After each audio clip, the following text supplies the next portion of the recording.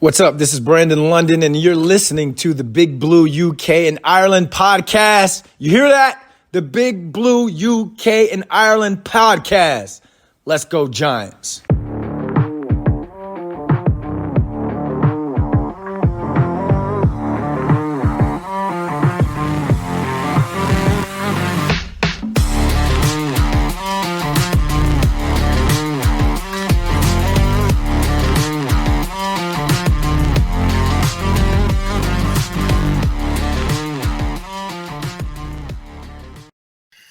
Welcome back, Giants fans, to the latest edition of the Big Blue UK and Ireland podcast. This week, we are 100% British, but absolutely still 100% Giants. Kev's not with us this week, but we will be magically making an appearance later on. Plus, we're not streaming live this week, but I'm back from my week away to join Shane and producer Craig to bring you the latest Giant news in what has been another busy week of free agency. Plus, we'll be bringing you the headline act of this week's podcast. As announced last week on our socials, we had the absolute pleasure of welcoming 2018 Pro Bowler and current Giants long snapper Casey Kreiter on for a chat about his thoughts on 2022 and lots more as well, so stay tuned for that, with a special appearance from the Irish contingent of this show. Guys, how you doing? Yeah, not too bad. He said there's been a couple of small additions in free agency that we're probably going to be talking about shortly, just kind of buffing out the roster more than anything else. And, you know, kind of we're just on the verge of entering April now, which can only mean one thing: draft season's going to really be ramping up, not just for this show, but like for Giants news in general, I'm sure. Yeah, it's only a few weeks away, isn't it? And it's fast approaching. I don't think a day goes past where we don't have at least a few mock drafts in our little group chat. And I think we're almost ready now, aren't we? Yeah, I think our minds change every day with where we're going in round one. I'm still on the sort of corner, you know, that sort of way, but I think that's probably going to change tomorrow. There we go. But that's the beauty. That's the beauty of it, isn't it? Yeah, 4 weeks to go till the draft. You know, it's one of those times of the year we all look forward to, and you know, as this year is no other, we can't wait. So yeah, roll on the draft. But there's a lot more coming up over the next few weeks, which will bring you live here on the podcast. Just want to say a huge thanks to you, Craig, for stepping in to host last week. You did a great job, mate, even with some tech issues. So great job all around, lads. Well done. Yeah, thanks, man. No problems, buddy. On to this week, we're going to start off with the latest news. Last Thursday saw a flurry of activity as the Giants continue to ensure that the depth issues that we had last season hopefully are a one-off. We've added 3 new players: Jamison Crowder. I'm probably going to absolutely butcher this name, but Armani. Armani. We'll go with Armani. And don't get hurt to yourself, Dan. Oruwariye, that's his name. Say again. Oruwariye. Oruwariye. Oh, I'll just say that all as one. I'll call it Armani. It's fine. And Tommy Sweeney as well. So yeah, 3 new players we've added in this last week. So firstly, the Giants signed ex-Bills, Jets, and Commanders receiver Jamison Crowder. He's got 100 regular season appearances in the 7 seasons he's played so far. Career numbers of 415 receptions, just shy of 5,000 yards, and 28 touchdowns, which not too bad. Not, you know, pretty good numbers. He's also a pretty hardened special teamer, having returned 95 punts for 777 yards and a touchdown. And that touchdown went for 85 yards. So it'd be nice to get some, you know, success in the punt return game for once. A broken ankle that required surgery to insert a plate saw him only appear 4 times last season for the Bills. And he was targeting a late December return that never came. He signed a 1-year, $1.3 million contract with a paltry sum of $27,500 guaranteed, with $100K per game rostered bonus, which, you know, you play in all games, that's a $1.7 million bonus, right? Win-win. And the cap hit for him is at $1 million. Apart from experience, what can Crowder bring to the team, lads? A lot. I mean, he's.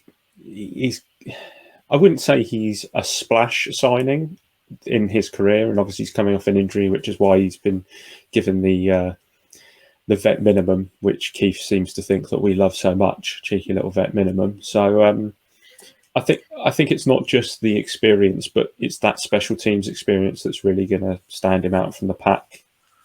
That's something that we missed, and with Richie James gone, I think he could potentially just take that little role there. Yeah, I think he's a bit of an insurance policy. In all honesty, I think it's a case of we've got someone that not just experiencing knowing the league, but experiencing having worked with Coach Dable previously. But I think it's a bit of an insurance policy. Kind of, we'll see what we get in the draft, and then it's going to be a case of see where the injured players that are coming back are at. I've seen some reports saying Wandale's hoping to be good to go for week 1. I think that might be a little bit too optimistic, and I won't be surprised if he doesn't see the field until October at best. So, I kind of think the Kreiter sign is an insurance policy for what we do in the draft. If we can get that wide receiver, if we can get, that type of receiver that we're specifically looking for, wherever that might be, that Joe Shane wants, but also insurance policy that if players aren't back from injury, we've got a guy that knows what he needs to do in the league, basically. Yeah, like I said, he brings a lot to the team, but experience is definitely one of those things that is invaluable, really, especially with our receiving core that's all very young and very green. So, yeah, I think I like the pickup of Crowder. I liked him as a player when he played in New York at the Jets. I thought he had a pretty good time at the Jets, and looking forward to seeing what he can do in blue. So, yeah, he's come to the right side of New York, put it that way. Next up, your boy Shane, Armani. I just can't say his name. Apologies. God, it's entertainment value. Oruwariye. Oruwariye. Yeah. That good enough? Oruwariye. Yeah. Armani. Cool. Armani, there you go. Your boy. Armani, you'll just call him O. Yeah. 5th round selection out of Penn State by Detroit in 2019, appeared in 53 games, making 36 starts during his 4 years there. Originally seen by the Lions as their number 1 corner, he had a rough end to the 2021 season, and last year saw him drop from CB1 to CB2, and then he was benched due to a mixture of lackluster play and also penalty issues as well. His 10 penalties last season was tied for the most among corners in the league. Another 1-year deal, this one $1.2 million, $52,500 guaranteed, with a $75,000 per game roster bonus. $1.1 million against the cap. Shane, another Penn State alum, joins Big Blue. What sort of cornerback are we getting out of Armani? In all honesty, it depends what version of Armani you're going to get. His rookie season, he was like pretty damn good for a rookie. Played like the kind of player that I thought he would. He went in the 5th round, which I thought, it was in and around where you'd expect him to go. He was a day 3 player. Round 4 was kind of where I had him penciled in. But he had a pretty good rookie season. Then he dropped off slightly. Then he bounced back pretty decent in 2021, and then in 2022, just gone. He was absolutely atrocious. He had a 31.3 coverage grade. But it depends it depends what version of Armani you're going to get. If we get the rookie season or the 2021 version, 2021 he was leading the NFL in interceptions with 6 before he then suffered a thumb injury. So he's a player that kind of not a ball hawk. I'm not going to call him, but he's a player who knows how to get up and get that ball. But I'm kind of hoping he had an off year last year because, let's face it, Jeff Okudah, who the Lions drafted a few years ago at number 3 overall, hasn't really panned out. So I'm hoping it's a little bit more down to scheme and coaching. And we know what a great DC Wink is. And, we've all spoke before about how good Jerome Anderson is as well as a DB coach. So I'm hoping he can elevate his play and sort of bring him back to what he was the previous years as opposed to last year. Yeah, nice. I mean, the fact that he's had some success in the league is a good sign. Obviously, the penalty issues from last year aren't great, but he's had some positive signs, and I think there's a real opportunity for him to show what he's made of and what he can do to the coaches and to Wink and to Coach Dable as well, and hopefully he can fight to make a place on this roster. And then finally, we signed Tommy Sweeney, bulking out the tight end room. With obviously come from the Buffalo Bills. Where else do players come from nowadays? Selected back in 2019, whilst a certain Shane and Dable were at Buffalo. He's played in 24 games with 4 starts, recording 18 receptions for 165 yards and a score. Whilst he's remained injury-free, he did miss the entire 2020 season after a mandated checkup revealed that he had a heart condition in myocarditis. It's still being monitored, but he's played 17 games since, so it's obviously not too much of an issue for him. Another 1-year deal. Have the terms been released yet? Do we know? I haven't seen any for him. No. I'm sure that will come fairly soon over the next few days. Is he purely depth, or do you think he can fight for a spot on the 53? I don't really know. I think it's depth, and I think it's depth by familiarity. Shane and Daves know what we've got. Let's be honest, the tight end room wasn't bad last year with Bellinger, but outside of that, it wasn't ideal. And we've now got Darren Waller, and it wouldn't surprise me if we take a tight end at some point during the draft. So I think it will really depend on how high we take a draft prospect and how they compare against Sweeney in camp. But he's going to be on the fringes straight away and will probably face an uphill battle.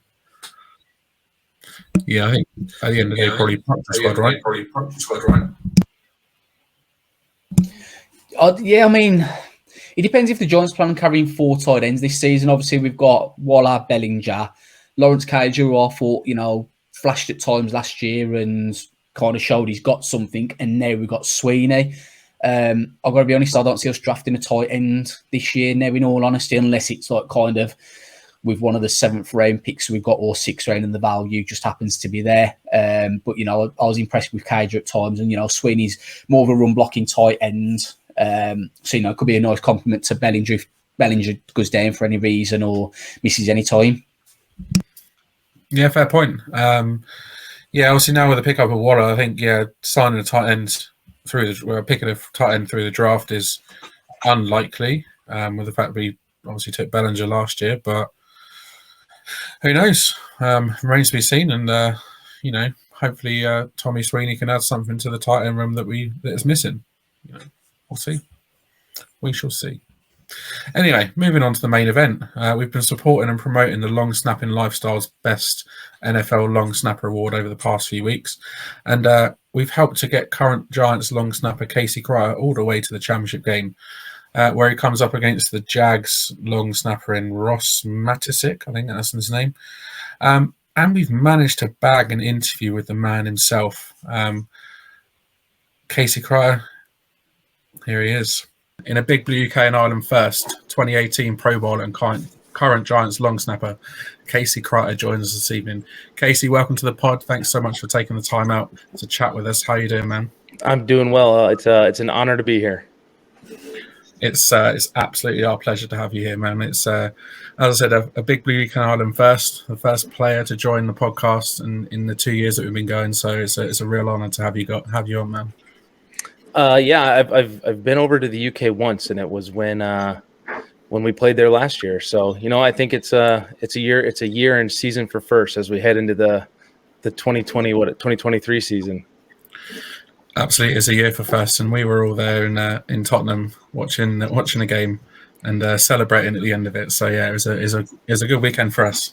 I only have one regret from that game, and it was an incredible experience. And they were showing some of the people that were there, and I forget his actual name, but Jon Snow was there, and I'm like a huge Game of Thrones nerd.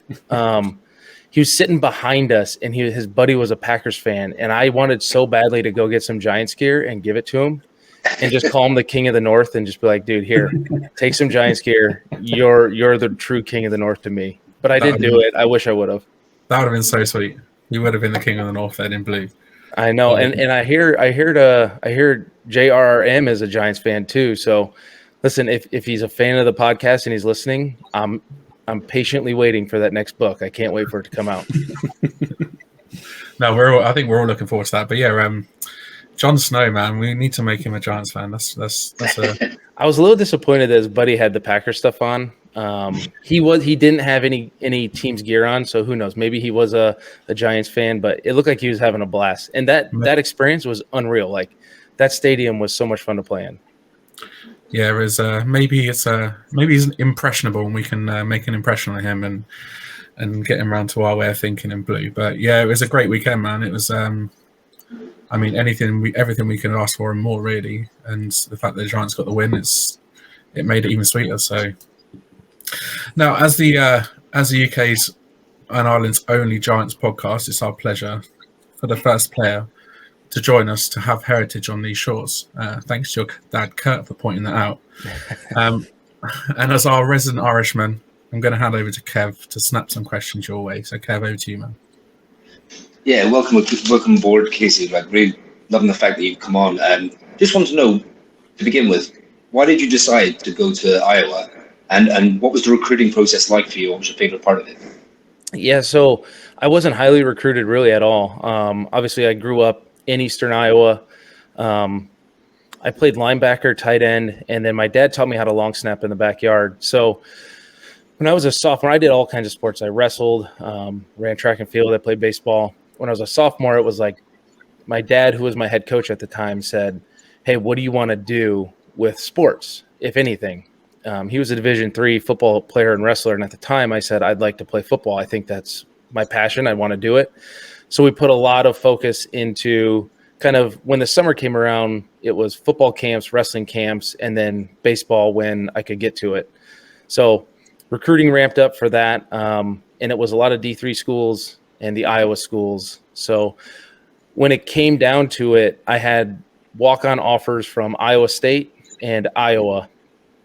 And at the time, the other in-state kind of Division I AA school was UNI. UNI had told me I wasn't good enough to play for them.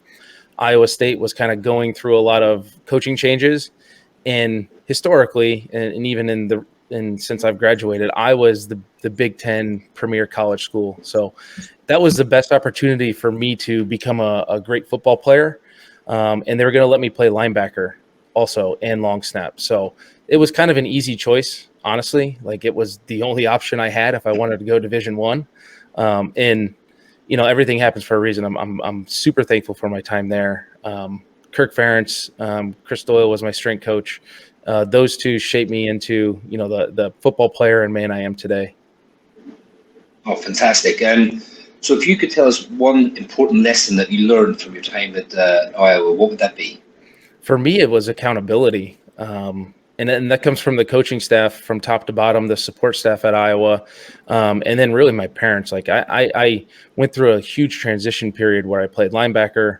They moved me to defensive line after my first year. I was still long snapping, but I quickly realized I wasn't going to play defensive line in the Big Ten. I wasn't big enough. I wasn't strong enough. I could hold my own. Like maybe by my fifth year, I'd be like a rotational guy. But I saw value in getting on the field early at long snapping. So I asked, could I just go there full time? I wasn't even on the depth chart at the time. Like it was, yeah, sure, go for it. You still have to play scout team. So at the time, I knew I had to put the work in, and that's what they told me. And I got lucky that it worked out. I had people to guide me in the right direction. And it was trial by fire that my second year, my redshirt freshman year, last game of the season, we were in Minnesota. Our long snapper got knocked out. And I didn't think I was going to play. Like I said, I wasn't even on the depth chart. I was traveling because I was playing hard on scout team, and that was kind of part of the accountability stuff. Like, you work hard for us, we'll throw you a bone, come travel with us. I honestly, Kirk Ferentz said in his post-game interview, like, we didn't think this kid could play. We didn't think he could do it. But when it came time, my name got called, and luckily I performed well, and kind of took off from there. It was trial by fire for sure. Oh, fantastic.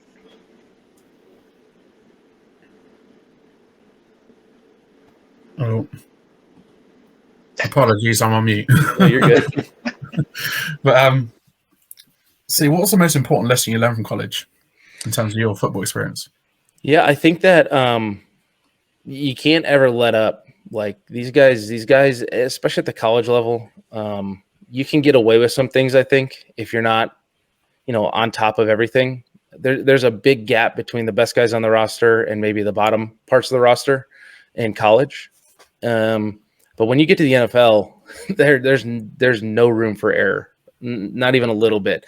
I mean, the margin between the number 1 and the number 53 or 63 is very, very slim.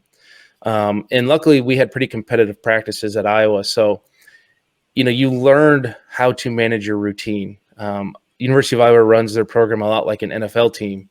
So when I got to the NFL, there wasn't a whole lot of surprises between, the organizational side of it, like how things work, how your day works, how to manage lifting and film study and practice and recovery.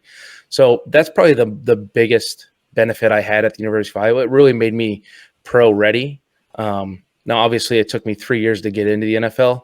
So I still had some learning to do skill wise. I needed a little luck to get in. And I think luckily, again, Iowa trained me for that. So they really set everyone up for success. And it's like it's a badge of honor for us former Hawkeyes. If you make it through 5 or 4 years of that program, you've done something special, and former players recognize that, and you kind of get a little credibility with former players, because it is hard to make it really anywhere as a student athlete. It's not the easiest thing in the world, but like I said, it prepared me for the actual real world more than just football.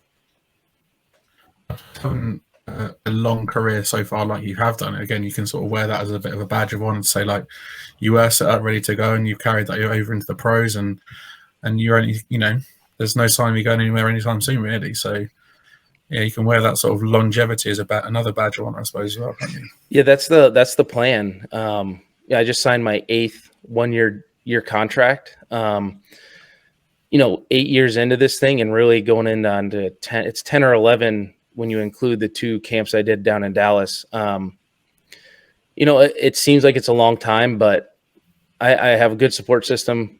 I try to stay humble, and you just see the ins and outs of the business. Like you can't take it for granted. The second you take it for granted, it's going to be gone. And I think that's important. I know it's crazy to say now, but when I finally got my shot, I wasn't really satisfied with 1, 2, 3 years in the NFL. My number for me was always 7. Like if I could get to 7 credited seasons, and at some point I can tell someone I was a 7-year NFL vet, like that was going to be a number I could be proud of.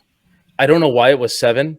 And I always said, if I get to 7 and I can still do it, I'm pushing for double digits. So kind of the next internal push for me is to be a 10-year vet, 10-year pro, which it's crazy to think, man. It gives me goosebumps thinking about it, honestly, because I'm just some kid from Iowa that got a shot and works really hard at it. So, but you that's the thing. You work hard at it. It's not something you do take for granted. So it's fully deserved, man, that you've got to where you are because you put the hard work in.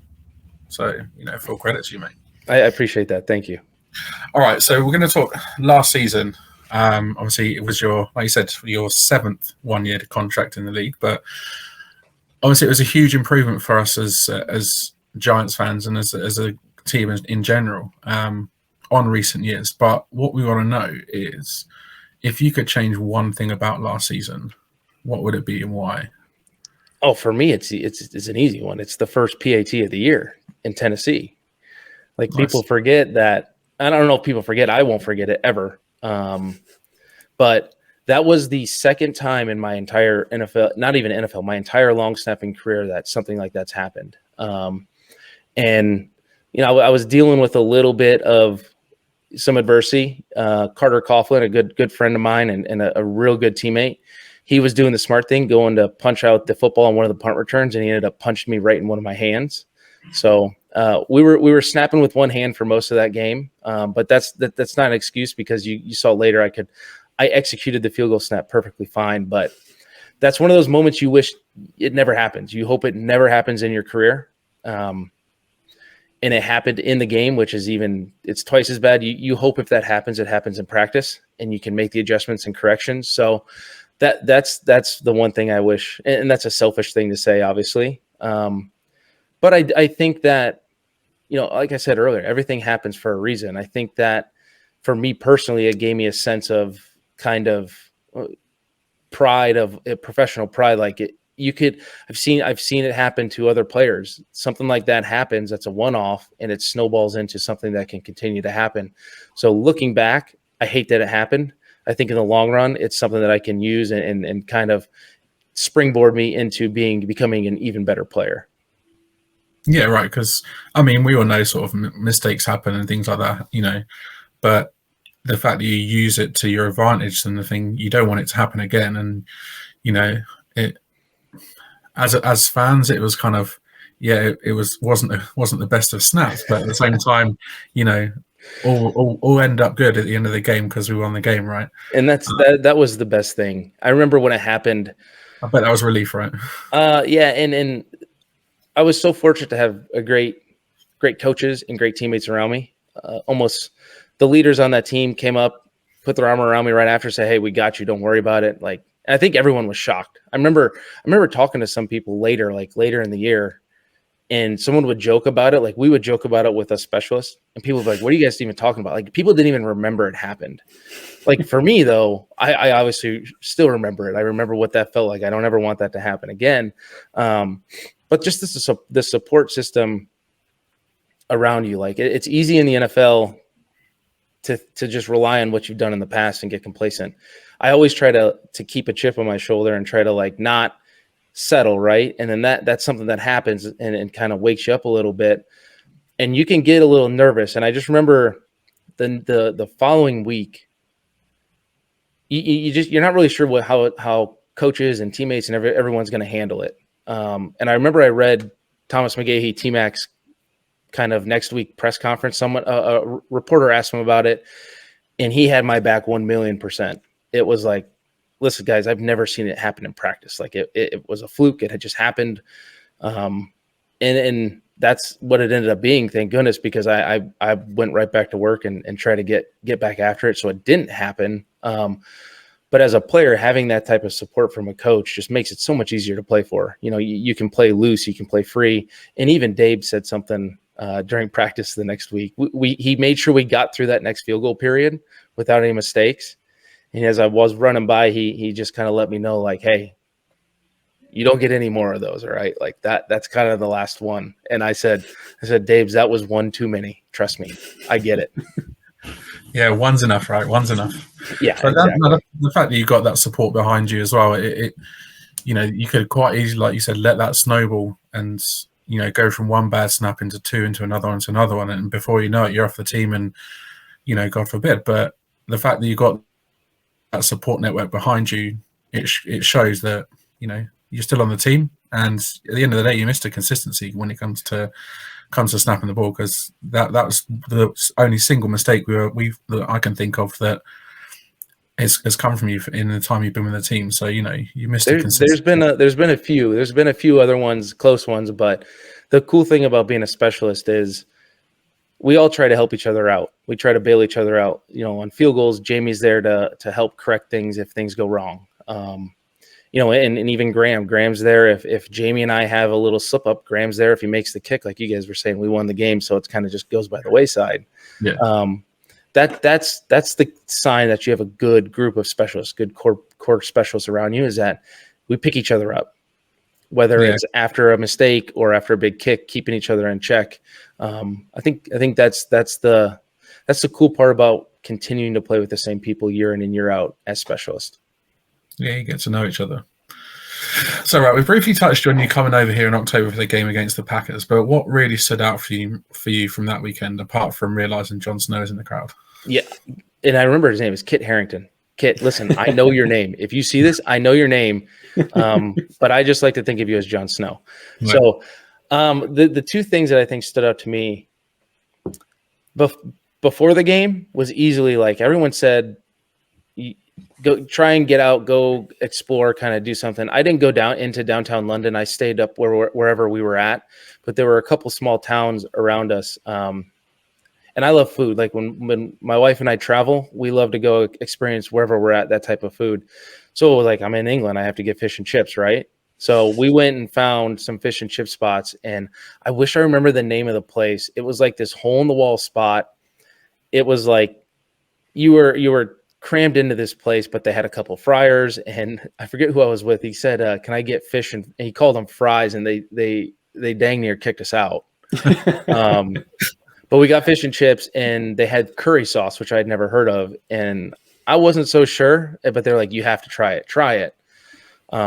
And it was out of this world. It was phenomenal. Like, so fish and chips, I'll remember that for a while. And then in terms of the game, the coolest part was like the crowd was awesome to play around because they had so much energy. But I've been playing football my whole life, American football my whole life, right? So it was comical at times to hear what the crowd was cheering about and what they were getting upset about. Because you could just tell like they don't completely in Europe, they don't completely understand the American football game. And at times, like they would play songs, right? And you guys in the UK just go bananas for some of these songs. And it was wild. Right? Yes, Sweet Caroline was fantastic. And I love it, right? I was eating it up. But there's been games in my career here in the States where certain places, like Kansas City is one of them, they get into the national anthem. Like they see, when you're standing on the field and they sing our national anthem, there's something about it. Like that moment for me, since I've been in college, when the national anthem hits, everything else goes away. It's what I will focus on is what I'm doing, snapping, trying to help us win a football game. But when they sang God Save the King, I was like goosebumps. That was a really cool moment because it was the first time I'd experienced that in a different country. The only other exposure I had was when I was in Denver, there was a rugby league match, and it was England versus New Zealand. And there wasn't very many fans. It was a bunch of Americans. But when the All Blacks did the haka, you could get a sense of that national pride they had. And when we were in the UK, you got a sense of the pride that the UK has in their country based on that national anthem alone.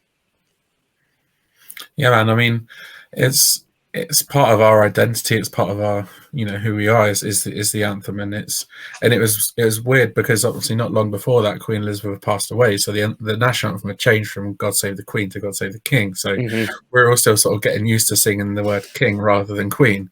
But no, I love that you enjoyed that part of the experience, put it that way. Man, it was so cool. And then I made sure I got some notes from the UK with the Queen still on them, like just because that was something that was relevant and happened at the time. And I just felt like that was something that I'll be able to look back and remember. It'll remind me of that trip, but also like she was a legend. She was queen for a very long time through a lot of ups and downs and across the globe. And that was something that I was like, I should probably get some English notes for that.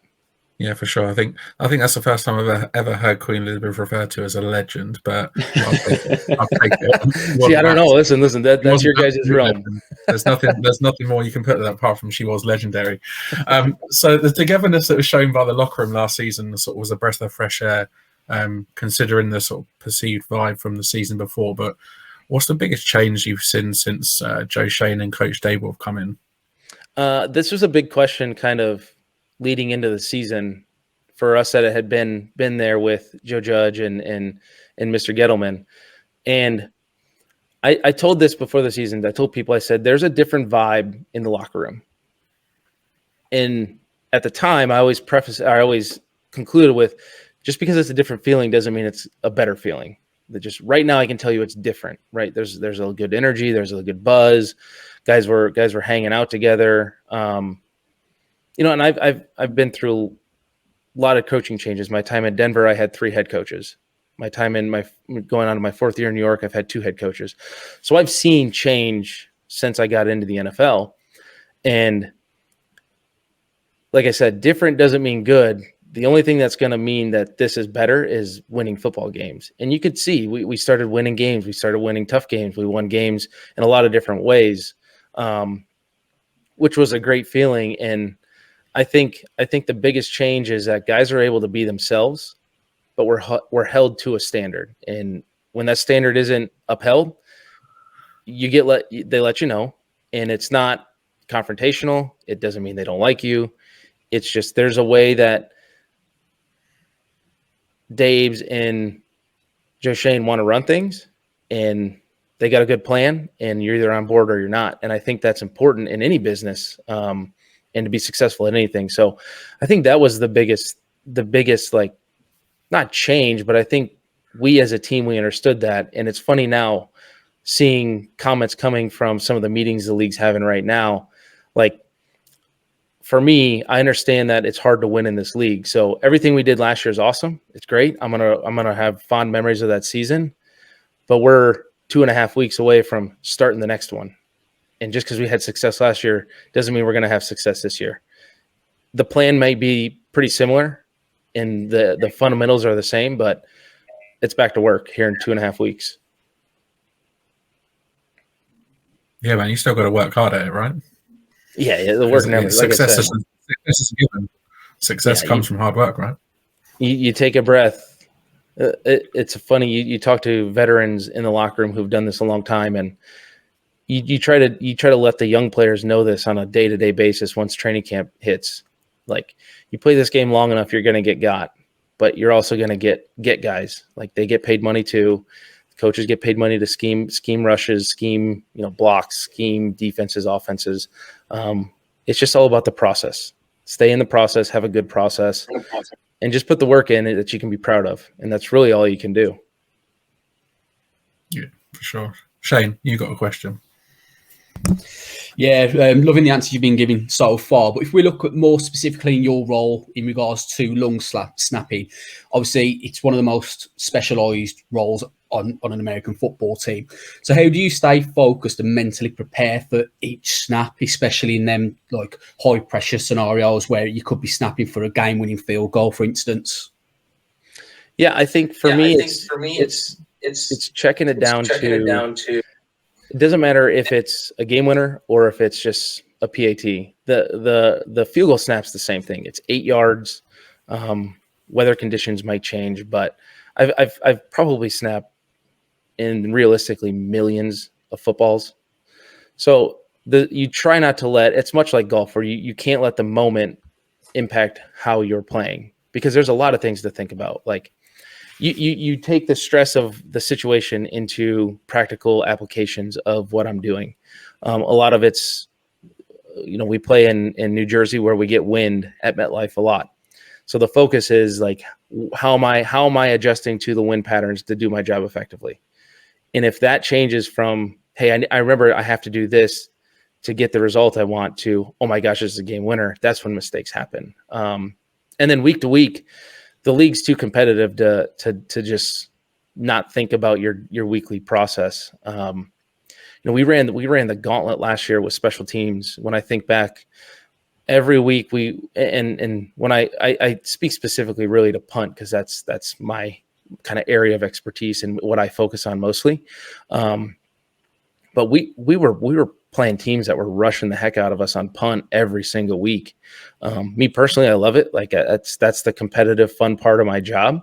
But it was a lot of fun. Like, you got to just take it week by week when you're in the NFL. You can't think too far ahead. So, like, after that England game, you're flying back late, your schedule's all messed up, and you look at who you got next, and it's Baltimore.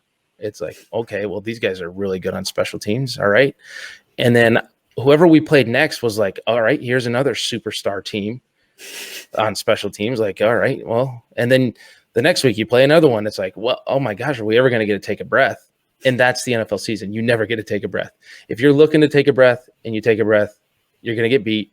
You're going to get exposed. And especially for a long snapper, like, the second you give something up, you're going to get it 3-4 weeks in a row until you prove you fixed it. And you mentioned, obviously, punting's what you're specialised on, mainly you focus on. How do you build chemistry? Obviously, with Jamie and Graham. I mean, you see a lot of stuff on social media. You three look like you're pretty close with each other, which you naturally expect. But how do you develop that chemistry and working on the timing on the field? Well, they haven't fully accepted me yet because I haven't bought a plot of land in Scotland, because obviously Jamie's full Scottish and Graham was born there. But I'm going to get that done this offseason, I think, so they can really, they can take me in as I guess, landowner in Scotland. But fortunately, like, I've known Graham for a long time. Just my very first game in the NFL with Denver was I played him on the opposite side. He was in Carolina at the time. They had just played in the Super Bowl. So I met Graham literally my first NFL regular season game. And then Jamie, I had a good relationship with his long snapper in Cleveland, Charlie Hewlett. So I knew about Jamie. And those guys they're such good teammates. They're easy to play with. They make my job really easy. And it's just putting in the time. So last offseason, it was a lot of field goal work with us three, just because with a new operation, a new battery, there's little nuances that change that you just have to get comfortable with the guy. It takes a little bit of time, a little bit of work. There's a few bumps in the road, but we're all veterans. It's just a matter of finding what each person is comfortable with, and then just trying to replicate it over and over and over again. And then last question from me before I give Craig a chance to ask you some questions. What do you think are some of the common misconceptions that people have about the long snapping role or position? The biggest one is that the rules say that people cannot hit the long snapper, which is technically true, but it's not. It's also not true. The rules state that they can't line up head up the long snapper, and that they can't. The rule says you can't just hit him in the head after he snaps it, which again, that happens every game. Like most teams, when they're game planning for a punt rush, the weakest point of the protection is the long snapper, because we're upside down, we're throwing a ball between our legs, we're literally on the line of scrimmage, and now you have to block either maybe a 215, 220 pound DB who has insane speed. You might block a linebacker or tight end who has good speed, great athleticism, or you might have to block an edge rusher or a defensive tackle who their job is to rush passers and pass rush offensive linemen, and they have a lot of different tools to use. So that's the biggest misconception, because I would be willing to bet on any NFL team, if you lined everybody up and said who can long snap, there's probably 10 to 15 guys who can long snap. Where long snappers specialize, it's the next part of it. It's not only snapping a good football, but can you protect? Can you recognize scheme? Can you redirect and move your feet? Can you be physical enough to anchor against a defensive tackle? I feel terrible. I can't remember his name. Nacho, I think, the new defensive lineman we got from Tampa Bay. That dude is heavy.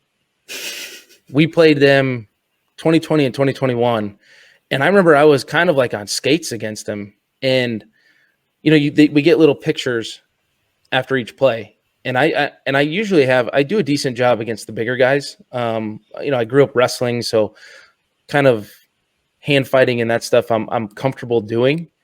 But I just remember I couldn't stop his charge, and I'm wondering what in the heck going on. So I look at the picture, and there's someone behind him. I'm like, oh, they were double pushing. Then you go watch the actual tape. It's like, dude, no, this guy was just running me back, and I was on skates. So I can't wait to meet him and talk to him. And I'm just going to be like, one, like, I'm glad you're not over there anymore, even though there's every team has a guy that can do that.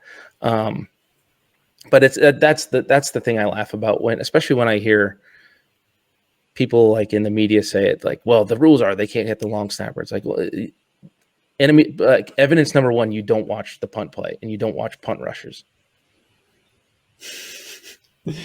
That's great. I mean, Nacho looks like a character already, so we can't wait to see what he's like. Him and Hottie combined is going to be something else. Hottie is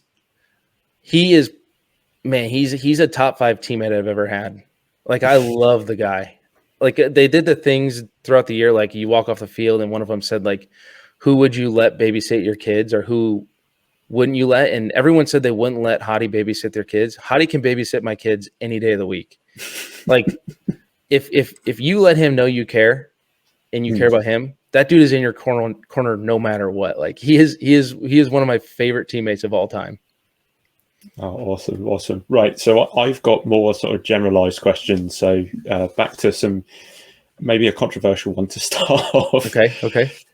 You were a Pro Bowl player 2018 with the Broncos. I don't know if you know this, but from outside, the Pro Bowl selection and the game itself are pretty maligned from a fan perspective. From a player's perspective, what does it mean to you to be selected for something like that? So I don't know if this is probably not really well known out there, but the voting process has changed for long snappers since I went. When I went to the Pro Bowl, whatever conference you were in, whoever was representing that team on special teams picked their long snapper. So every other position at the time was voted on by fans, coaches, players.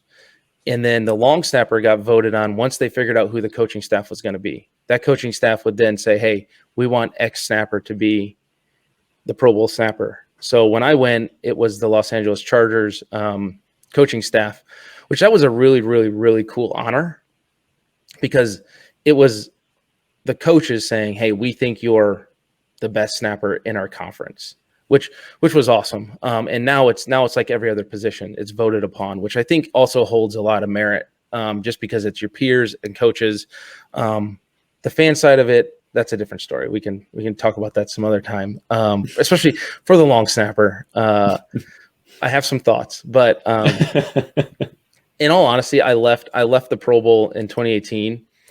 And it was like, that's one of the coolest experiences I've ever had. Like my parents came down. At the time, we had my son, he was 2 at the time. My wife's parents came down, my sister and her fiance came down, and like we just hung out for a week down in Florida at Disney. We got to go to Universal. We did a little tour of Disney World. Had a lot of fun. You play in the game, and I got very unfortunate that the game I played in, it poured the entire game, like monsoon, rain. It was cold. Nobody had cold gear really. There was minimal rain gear. We were just drenched. Like no one wanted to be out on the field. So I probably left the game, and I left the game saying the game probably needs to change for everybody. Like I don't think it's a good fan. I don't think the fans are having fun with it. The players are out there having fun, but again, anytime you put on shoulder pads and you're playing football, you put yourself at risk of injury. So I knew something needed to change, but I don't think it could ever completely go away because the fact that I can say I was a Pro Bowl long snapper is something I'll never forget. Like at the time, it was the highest honor in the NFL you could get, really, because there aren't any dedicated long snappers in the Hall of Fame. Since then, now there's an all-pro long snapper that gets voted on. So that's kind of like that's now the top prize. If to be the all-pro long snapper is something that I think is really, really special. In the last couple of years, the guys that got voted it, I think they got it right for sure. I mean, obviously, I think it should be me, but like I don't look at it and go, "Well, how the heck that guy get it?" So it's an honor, right? Like I think I'm the only to date. I'm the only long snapper from the Broncos who's ever been to a Pro Bowl. Like that's something I'll carry with me forever. Like didn't matter how that relationship ended with Denver. My name will be in the building and in the history books that forever. Kind of the next another personal goals. I don't know if there's ever been a long snapper who has been a Pro Bowler on the AFC and NFC side. So that's the goal. Get there and hopefully be the first one to do it on both sides. Well, obviously we're pushing your name as much as we can with the old March Snap madness thing that's going on Twitter. Which listen, that thing is crazy. They do it every year and I see it every year. And I don't think I've ever really posted anything about like wanting to win. And then maybe this was the first year they matched up division opponents.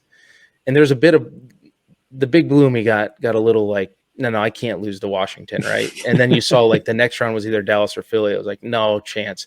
So I just put it out there the first round, and the Commanders crew, they came at us hot. Like that went down to the wire. Mm-hmm. And then I knew if we got to where if it was us in San Fran, I knew it was going to be tough because San Fran usually turns out for that little March snapness thing or whatever it's called. And that was wild. Like it kind of got a life of its own. Like I had people asking me about it that I didn't even know followed it. And I look at it, it's got like 16,000 votes and we ended up taking it 51-49 or something. So it's been a lot of fun. It's been a fun year for that. We obviously, as all our followers know, we pushed it massively. LPG's pushed it massively. We've had loads of other sort of American-based podcasts with us as well. And I mean, that was kind of how this kind of came about. Was your dad obviously posting about your heritage on one of our comments about it? So it's been great fun for our perspective, and hopefully by this time tomorrow or whenever it kicks off today, we'll. I hope so. I hope up against the Jags, isn't it? Yeah, up against the Jags, and we know how that game last year went. So it could be another barn burner. But yeah, my dad grew up. Obviously, he was my head wrestling and football coach. Didn't believe in social media. He didn't even own a cell phone. He would just give other coaches and people my cell phone number, so they would call me and ask for him. And now he's on social media. He's on Twitter. He's all over the place on it, which is cool. But yeah, my grandmother is pretty Irish, and like she's the one who will call me on St. Patrick's Day, and like if she'll ask if I'm wearing green, and if I'm not, like she would be the one who would legitimately like pinch you if you weren't wearing green, and not nicely and not playfully. It was like you better go home and put some green on. So it's been a fun thing, and I think my dad's enjoyed kind of interacting with fans on Twitter. Yeah, absolutely. So how do you train during the off season to stay in peak long snapper physical condition? And how does that sort of off season training differ from potentially other positions?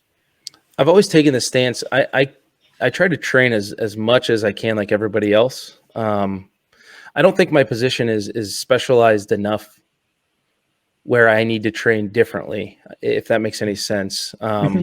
You know, like the physical nature, the blocking part of my job, I have to lift heavy. I have to cover after I block. So I have to lift heavy. I have to run.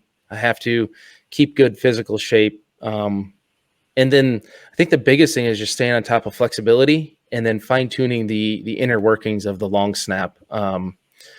You know, I've worked with a guy who snapped in college. His name's Kyle Stelter. The last couple of years, just kind of fine tuning technique and efficiency in the movements, and that's something that's been really helpful to me. Like I said, my dad taught me how to do it in the backyard. I ran into a couple people who knew what they were talking about. Joel Hilgenberg snapped. The whole Hilgenberg family snapped in the NFL for a couple of years, so he was someone who helped me along the way. The snappers at Iowa previous to me, Andy Schultz and Danny Olsta, like we always joke, if those two guys, like you're able to take their snapping DNA and make a hybrid, it would be me.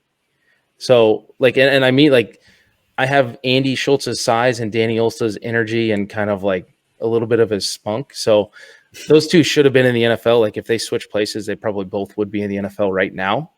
Just the way the things changed. But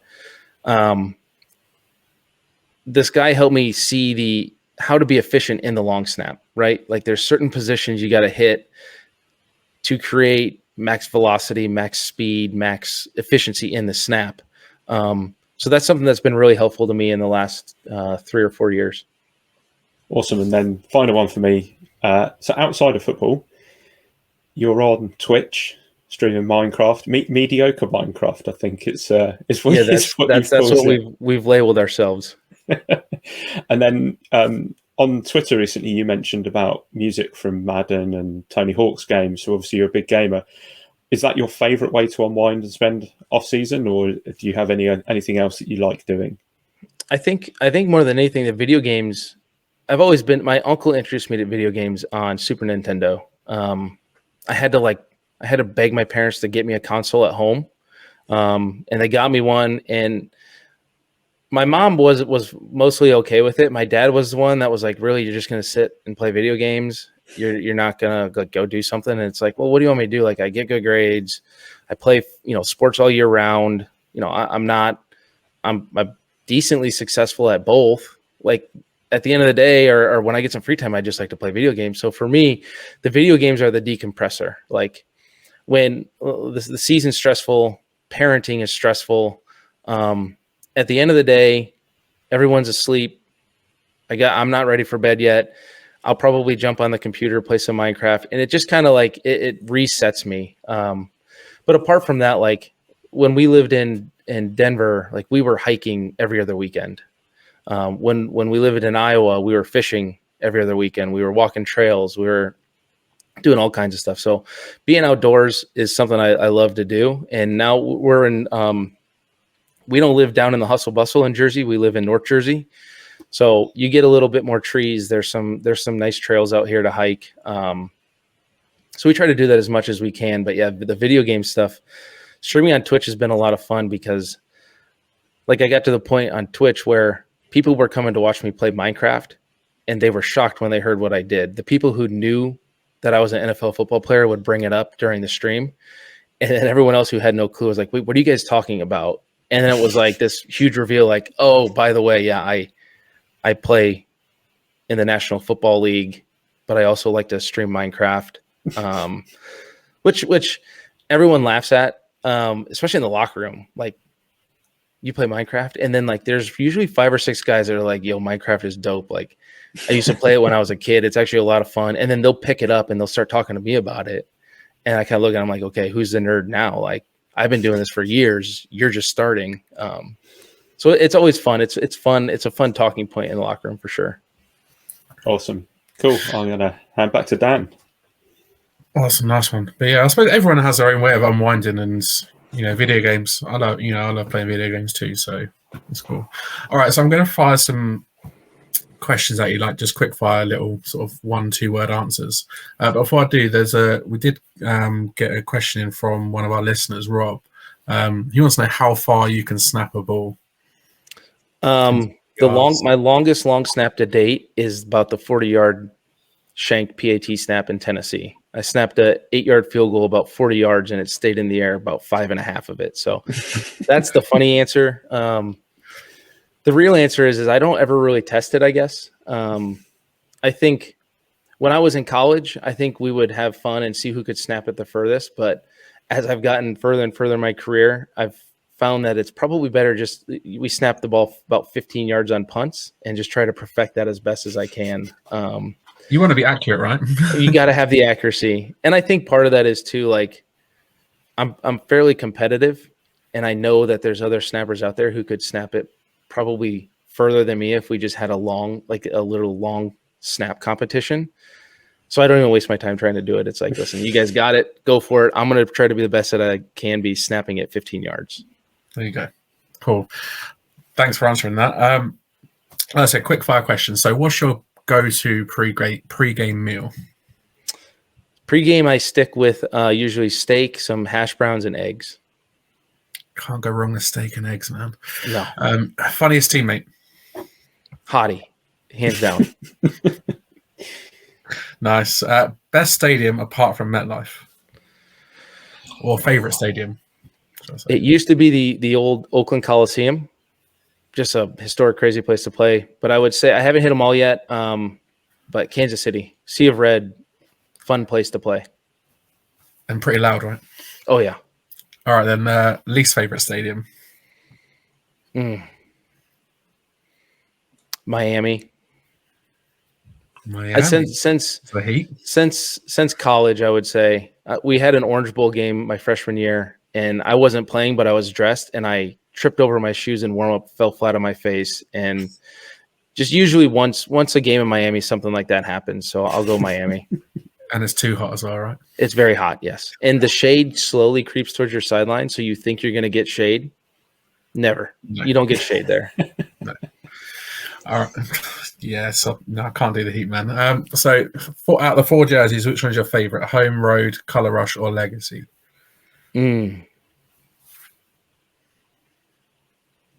Probably the blue one we wore this year. That's the legacy, I think. The legacy, yeah. Yeah, that thing's clean. I just recently got a bunch of the jerseys I've just accumulated framed, and that was the Giants jersey I chose to get framed. Nice. It's definitely a favorite with all of us because I think we've probably all got one, haven't we? It's pretty clean. It's nice, man. All right, so you're wearing a Yankees hat. Does that mean you're a Yankees fan? I grew up a Cubs fan. I watched them win a championship. First game I took my son to was a Colorado Rockies game.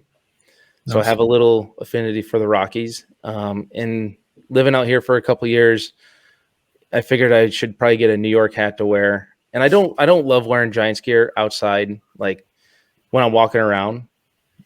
I think because I more or less just like don't want fans to ask me about the Giants because no one knows what I do, right? Like no one recognizes me on the street. It's only happened once in my career. It was at a coffee shop when I was in Denver. But like I was wearing this here at the YMCA and someone was like, "Hey, Yankees got Anthony Volpe." I was like, I have no clue what you're talking about. Yeah, cool, yeah, nice. Sounds great. I know who he is, but awesome.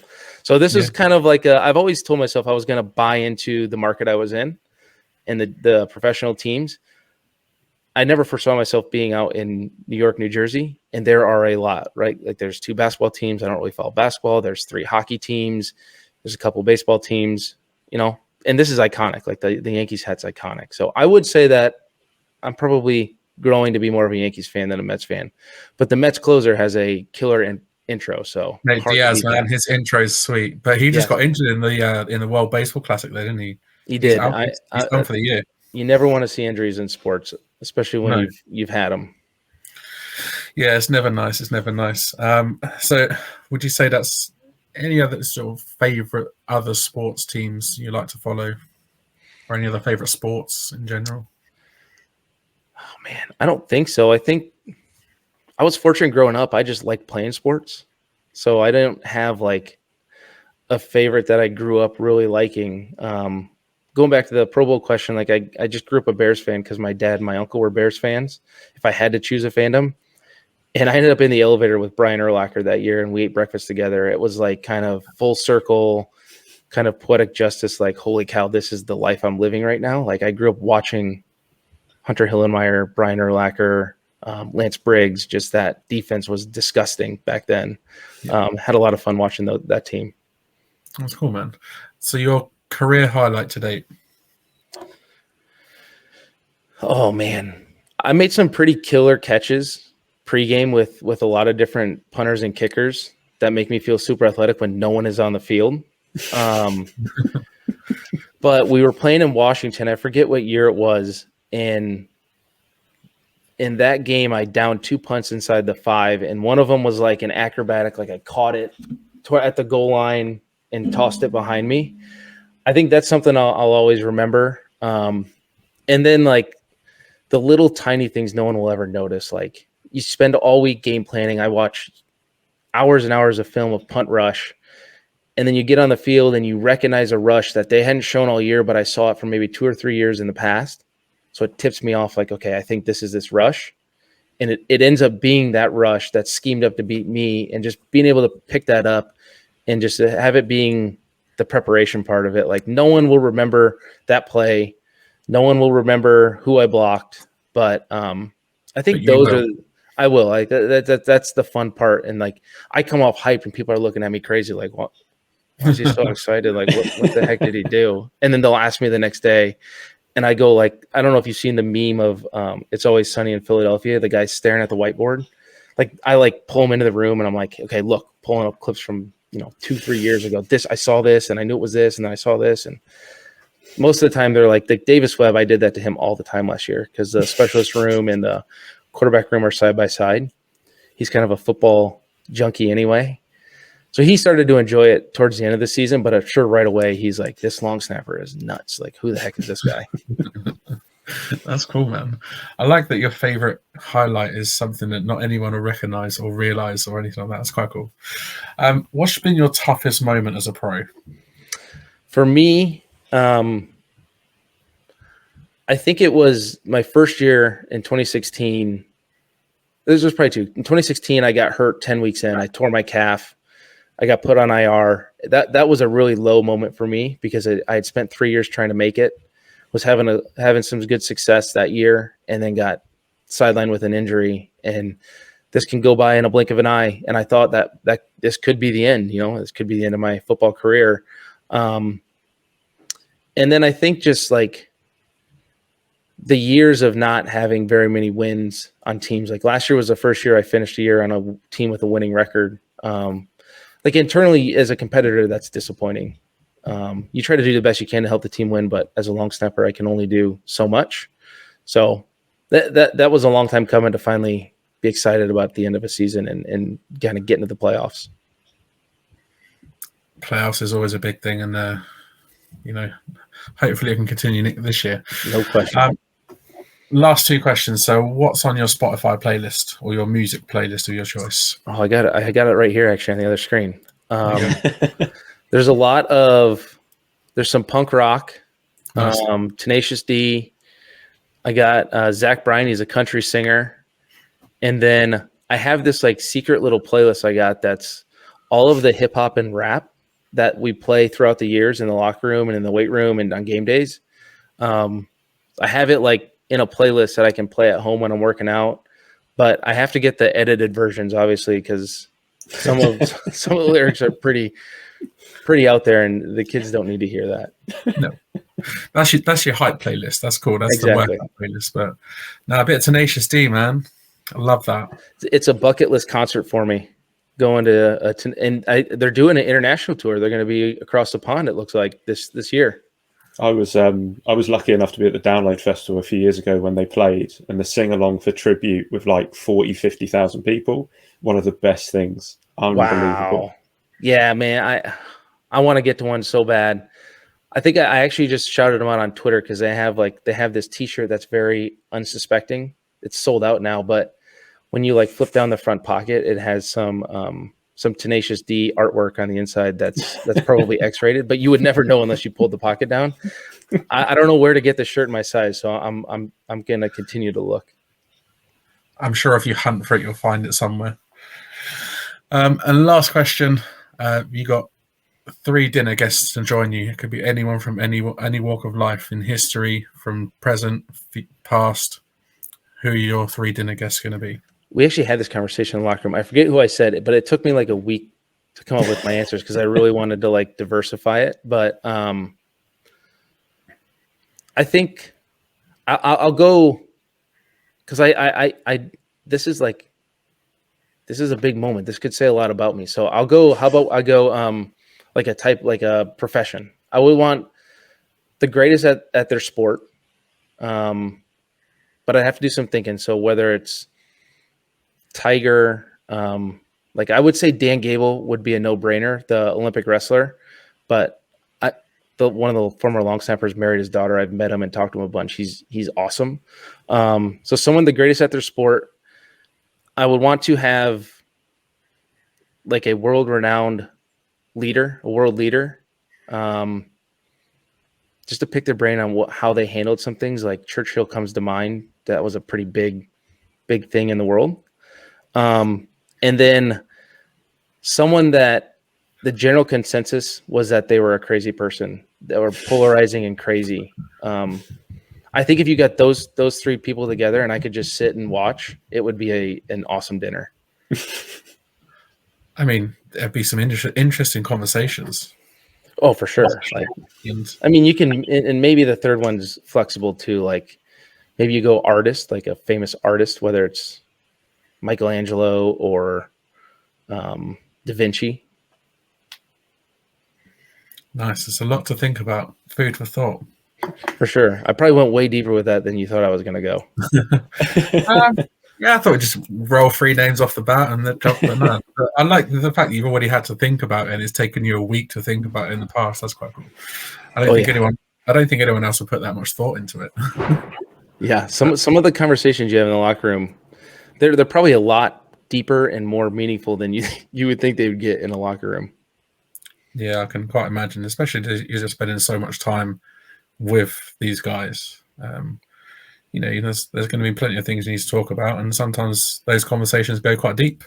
For sure. Yeah, man. Now, we're not journalists or media professionals. We're just diehard Giants fans. So to have you come on this evening to chat to us, it's been an absolute pleasure. And at some point later in the year, we'd love to have you back on to find out your thoughts going into camp and the lead up to the season. But thank you so much for joining us, man. We really, really do appreciate your time. Well, it was a pleasure. If I ever get over to the UK and Ireland, I'll let you guys know, and we can go get a Guinness or something.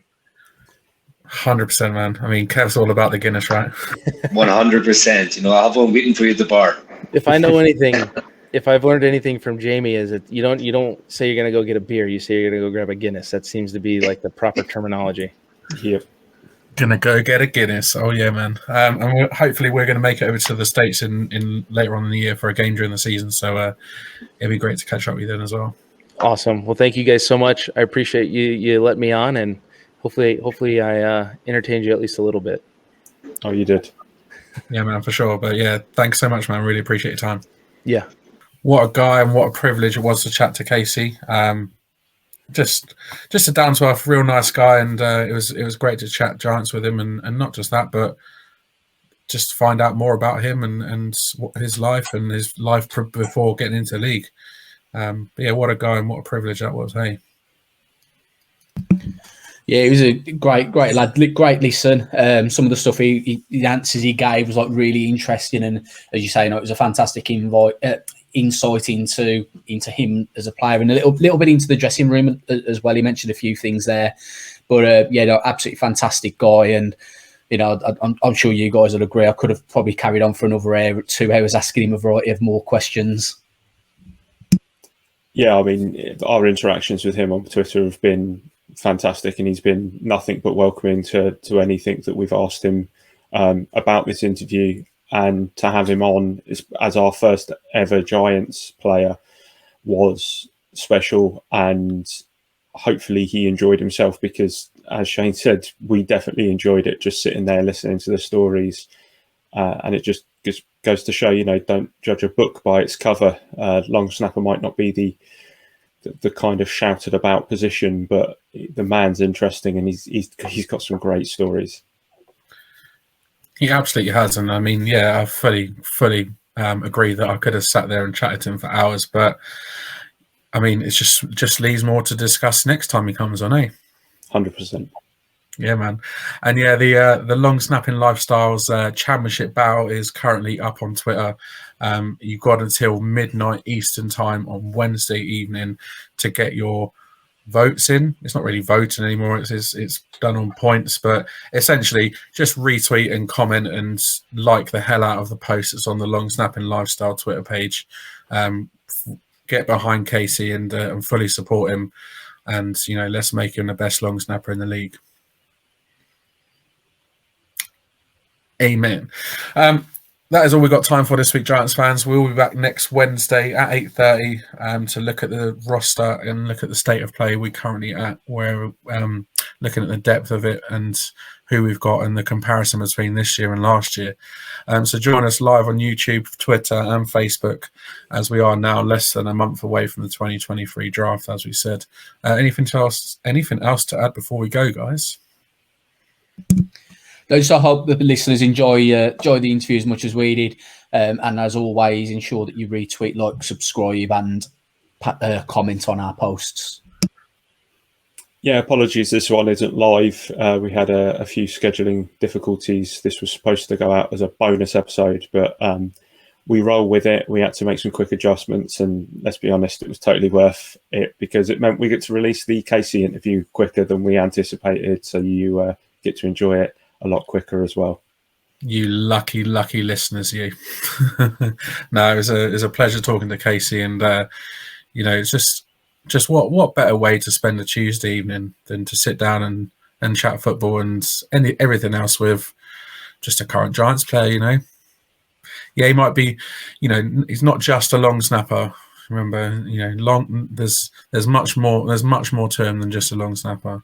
And yeah, top guy, and hopefully we'll get him back on soon. Remember to subscribe to the YouTube channel, hit that little bell to get the latest updates and notifications.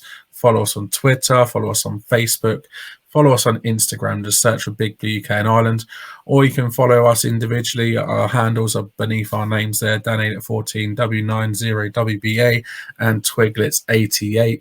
Kev is Irishman in London. Give us a follow, say hello. We're also part of the New York Giants fans UK Facebook group. So give them guys a follow as well, and get in touch with us via email, bigblueukirl@gmail.com. Get in touch with us there if you want to say hey. My thanks as ever go to Shane, to Craig, to Kev, who's not here now, but he joined us earlier, and also to Casey for joining me, and to you, the listeners, for tuning in. We are signing off until next time.